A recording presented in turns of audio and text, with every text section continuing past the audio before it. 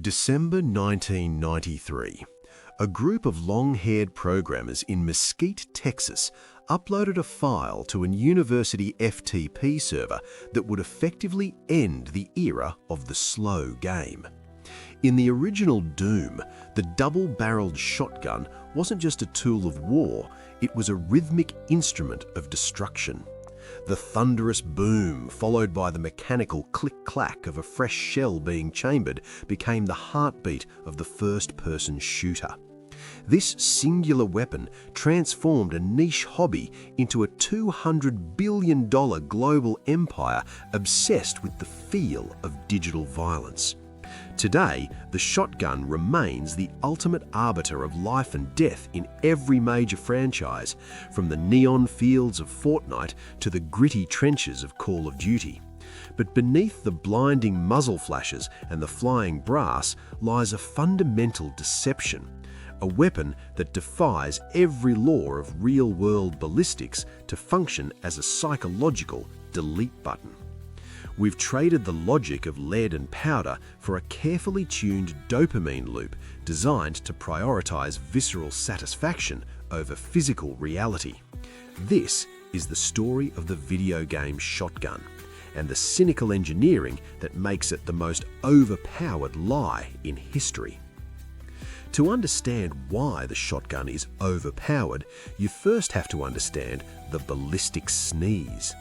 In the real world, a 12-gauge shotgun loaded with buckshot is a terrifyingly effective weapon at 50 yards, capable of maintaining a tight, lethal spread that can neutralize a target with surgical brutality. But in the universe of the video game, the shotgun undergoes a bizarre physical transformation. Developers have programmed these weapons to behave like high-pressure confetti cannons. The moment a pellet travels more than 15 feet from the barrel, it seemingly loses all kinetic energy and evaporates into the ether. It is a weapon that operates on a binary logic. At point-blank range, it is an unstoppable god. At the distance of a standard living room, it is a mild inconvenience. This isn't a mistake, it's a calculated manipulation of space. By crippling the shotgun's range, developers create a high-risk, high-reward ecosystem that forces the player into the kill zone, ensuring that every encounter is an intimate, adrenaline-soaked gamble. This spatial manipulation creates the delete button effect. In almost every other weapon category, rifles, pistols, SMGs, the player is required to track a target, managing recoil and time to kill, TTK. You have to earn the kill through sustained accuracy. The shotgun ignores this contract entirely.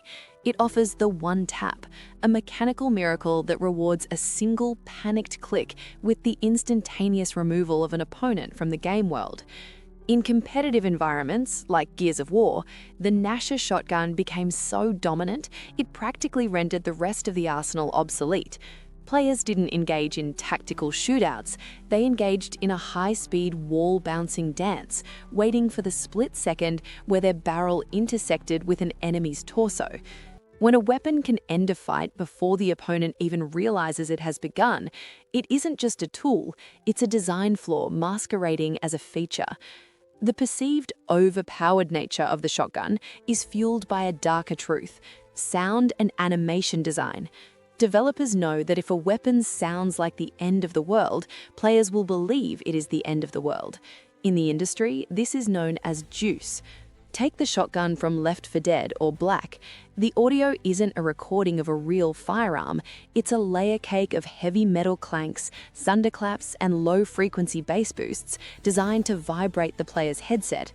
When you pull that trigger, the screen shakes, the enemy's model is violently thrown back by a physics impulse, and a spray of exaggerated blood particles fills the air. Mechanically, you might have only done 100 points of damage, but psychologically, the game has convinced you that you've just detonated a small star. This perceived power is so intoxicating that players will gravitate toward the shotgun even when a rifle is objectively more efficient, creating a feedback loop where the weapon feels dominant simply because it is the loudest thing in the room. But the overpowered label often hides a deeper balancing nightmare. For a developer, the shotgun is a binary problem that is almost impossible to solve. If the spread is too tight, it becomes a sniper shotgun that ruins the game's pacing. See the infamous 7.25 in Modern Warfare 2019 or the Model 1887s in Modern Warfare 2. If the spread is too wide, the weapon feels like a wet noodle, frustrating players who expect a certain level of lethality for the risk of getting close.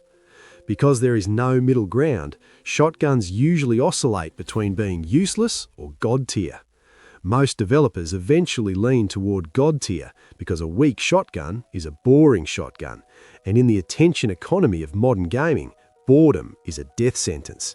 They choose to break the game's balance if it means keeping the combat loop exciting. We see this cynicism most clearly in the noob tube paradox. The shotgun is frequently criticised as the low-skill weapon because it lowers the aiming tax required to participate in the game.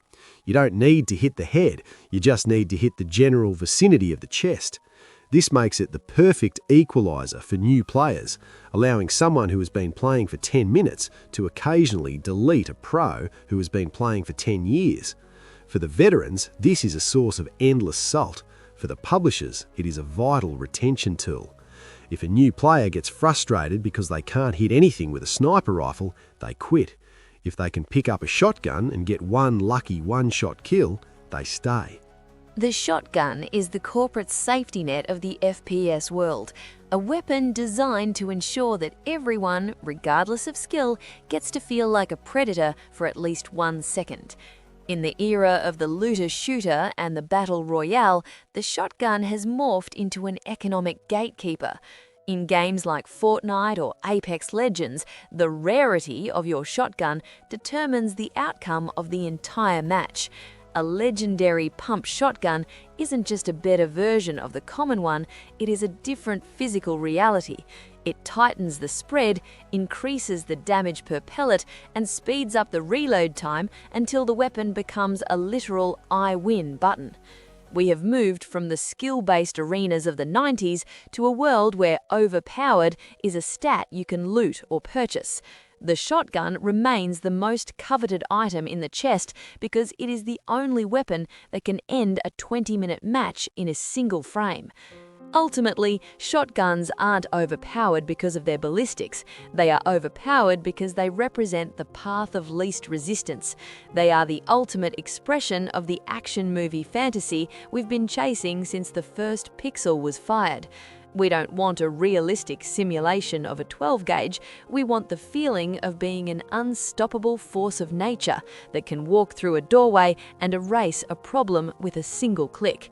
We accept the shotgun sneeze, the impossible spread, and the psychological manipulation because the alternative is a world where combat is slow, methodical, and punishing. The shotgun is the industry's most successful lie, a weapon that tells the player they are a god, provided they don't look too closely at the physics. This is the legacy of the digital shotgun, a beautifully animated, thunderously loud mechanical fraud that has conquered the FPS genre by promising us that we don't need to be better, we just need to be closer. This is the one-tap truth behind the most broken weapon in your inventory.